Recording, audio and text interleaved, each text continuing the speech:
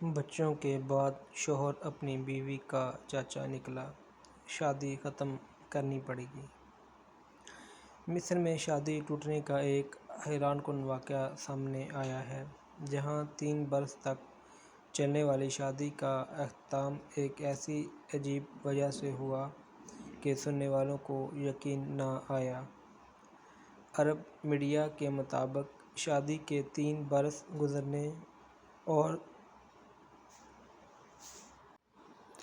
اور 3 بچوں کی پیدائش کے بعد شوہر اور بیوی کو اتفاقاً معلوم ہوا کہ ان کی شادی کالعدم ہے، کیونکہ 30 سالہ شوہر نے اپنی رضاعی بھتیجی سے شادی کر لی تھی۔ رپورٹ کے مطابق محمود نامی شوہر کی بیوی اس کے ماموں کی بیٹی تھی۔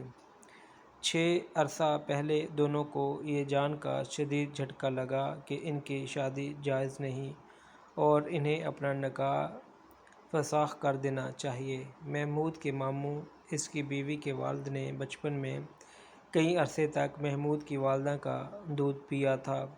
اس طرح وہ محمود کا رضاعی بھائی بن گیا، لہٰذا محمود اپنی بیوی کا رضاعی چاچا بن گیا۔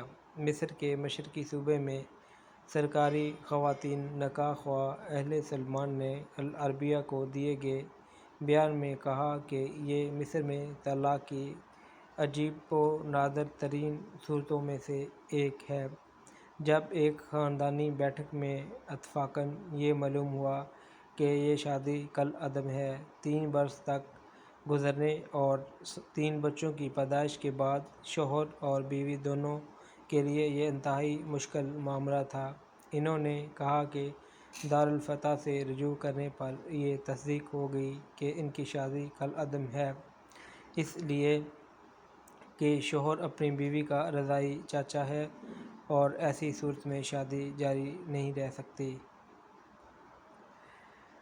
بچوں کی شرعی حیثیت کے حوالے سے خاتون نکاح خواہ نے تصدیق کی کہ شرعاً یہ اپنے باپ سے ہی منسوب ہوں گے، تاہم ازدواجی تعلق ختم کرنا واجب ہے۔